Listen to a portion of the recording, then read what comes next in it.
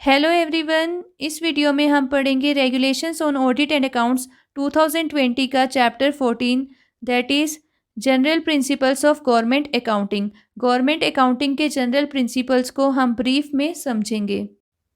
Starting with the topic, जो CAG की duties या पावर्स हैं in relation to the accounts of union, state governments and UT government, वो कहाँ पे बताई गई हैं? वो बताई गई हैं कॉन्स्टिट्यूशन के आर्टिकल 149 में एंड 150 में। साथ के साथ जो सीएजी का डीपीसी एक्ट है उसके सेक्शन 10 to 12 में बताई गई हैं एंड 23 में बताई गई है।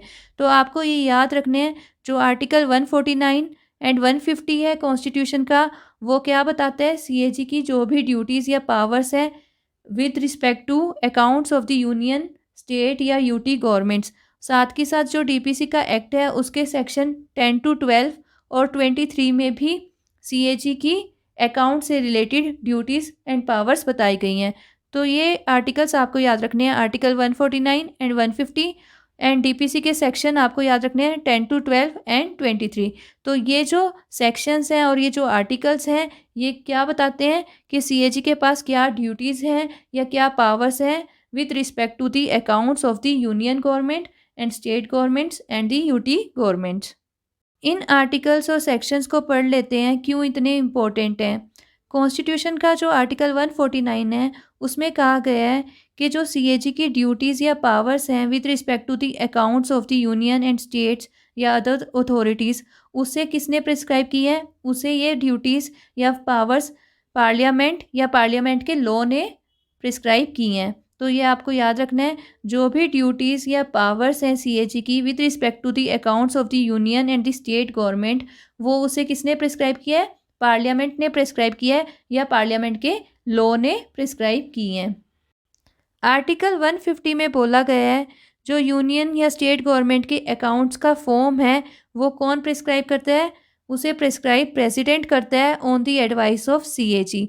तो आर्टिकल 150 में बोला गया है, जो यूनियन गवर्नमेंट या स्टेट गवर्नमेंट के अकाउंट्स का फॉर्म है उसे प्रिस्क्राइब करेगा president on the advice of CAG. इसी से रिलेटेड कुछ पॉइंट्स हैं, जो ऑटोनॉमस बॉडीज़ या अथॉरिटीज़ होती हैं उनके अकाउंट्स का फॉर्मेट कौन प्रिस्क्राइब करता है? उसको प्रिस्क्राइब करती है concerned government in consultation with CAG. अगर पूछा जाए कि ऑटोनॉमस बॉडीज़ एंड अथॉरिटीज़ का अकाउंट का फॉर्मेट कौन प्रिस्क्राइब करता है, तो आंसर होगा concerned government in consultation with CAG.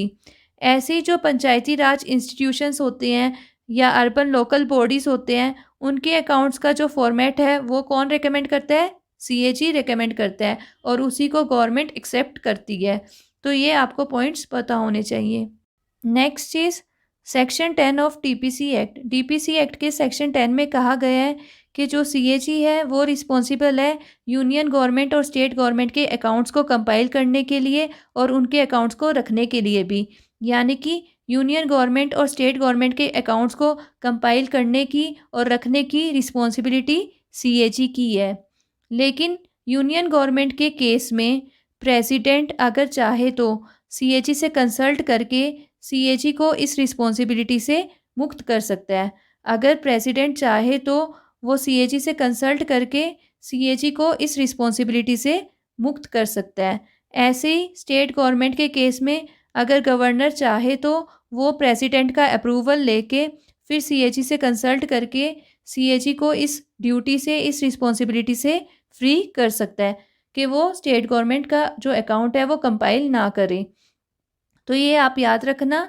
वैसे तो सेक्शन 10 में सीएजी को रिस्पॉन्सिबिलिटी दी गई है यूनियन और स्टेट गवर्नमेंट के अकाउंट्स को कंपाइल करने की और रखने की, लेकिन अगर प्रेसिडेंट चाहे तो सीएजी से कंसल्ट करके सीएजी को मुक्त कर सकता है इस रिस्पॉन्सिबिलिटी से यूनियन गवर्नमेंट के केस में।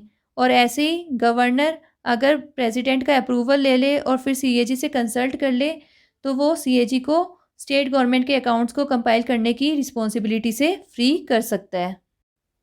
Next is section 11। सेक्शन 11 में कहा गया है, जो सीएजी है वो यूनियन, स्टेट और यूटी गवर्नमेंट के एनुअल अकाउंट्स को प्रिपेयर करेगा और इन अकाउंट्स को फिर एप्रोप्रिएट अथॉरिटीज़ को सबमिट करेगा। जैसे कि यूनियन के केस में प्रेसिडेंट को सबमिट करेगा, स्टेट के केस में गवर्नर को यूटी के केस में एडमिनिस्ट्रेटर को। तो जो सीएजी है वो गवर्नमेंट्स के एनुअल अकाउंट्स को प्रिपेयर करता है और फिर अप्रोप्रिएट अथॉरिटीज़ को सबमिट करता है। लेकिन अगर प्रेसिडेंट चाहे तो सीएजी की कंसल्टेशन के साथ सीएजी को इस रिस्पॉन्सिबिलिटी से मुक्त कर सकता है। किस केस में? यूनियन गवर्नमेंट के केस में और यूटी के केस में प्रेसिडेंट सीएजी को इस रिस्पॉन्सिबिलिटी से मुक्त कर सकता है आफ्टर कंसल्टिंग विद सीएजी। ऐसे ही गवर्नर प्रेसिडेंट के अप्रूवल के साथ और फिर सीएजी से कंसल्ट करके सीएजी को इस रिस्पॉन्सिबिलिटी से फ्री कर सकता है। तो ये पॉइंट्स आप याद रखना। Next is section 12। सेक्शन 12 में कहा गया है जो सीएजी है वो यूनियन, स्टेट और यूटी गवर्नमेंट्स को हेल्प कर सकता है, इंफॉर्मेशन प्रोवाइड कर सकता है in the preparation of their annual accounts. तो जो सीएजी है वो यूनियन और स्टेट और यूटी गवर्नमेंट्स को इंफॉर्मेशन और हेल्प प्रोवाइड करता है in the preparation of their annual accounts. Last topic of this chapter is government accounting standards advisory board and this topic is very important. तो इसे cover कर लेते हैं। Government accounting standards advisory board, इस board को CAG office में setup किया गया है with the support of government of India. Government of India के सपोर्ट के साथ इस बोर्ड को सीएजी ऑफिस में सेटअप किया गया है। इस बोर्ड का चेयरमैन कौन होता है? Deputy CAG. इस बोर्ड का चेयरमैन होता है डिप्टी सीएजी और मेंबर्स कौन कौन होते हैं? Government of India, ministry of finance, RBI, इन सब के अकाउंटिंग हेड्स और स्टेट फाइनेंस सेक्रेटरीज वगैरह इसके मेंबर्स होते हैं। और इस बोर्ड की क्या रिस्पॉन्सिबिलिटीज़ हैं? ये बोर्ड रिस्पॉन्सिबल होता है for formulating and proposing accounting and financial reporting standards in government departments and organisations. Government departments और ऑर्गेनाइजेशंस के लिए ये accounting and financial reporting standards formulate and propose करता है। और इसके पास ये अथॉरिटी कहाँ से आई है?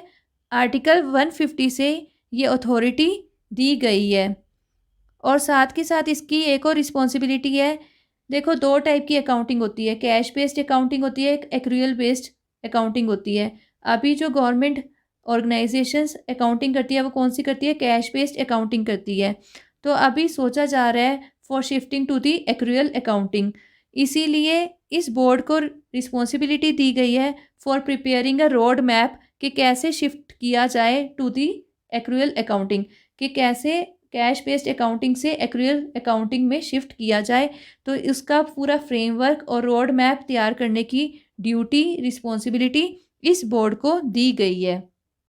जब ये बोर्ड अकाउंटिंग स्टैंडर्ड्स को अप्रूव कर देता है उसके बाद मिनिस्ट्री ऑफ फाइनेंस अपना रिस्पॉन्स देता है उन पर विद इन 3 मंथ्स। तो ये याद रखना, जब अकाउंटिंग स्टैंडर्ड्स का अप्रूवल हो जाता है बाय दिस बोर्ड तो उसके बाद मिनिस्ट्री ऑफ फाइनेंस 3 महीनों के अंदर अंदर अपना रिस्पॉन्स देती है। इस चैप्टर में इतना ही था। आई होप आपको समझ आया हो। आप अच्छे से इसे पढ़ लेना और अगर वीडियो अच्छी लगी हो तो लाइक करना, दूसरों के साथ भी शेयर करना और चैनल को सब्सक्राइब कर लेना। Thank you.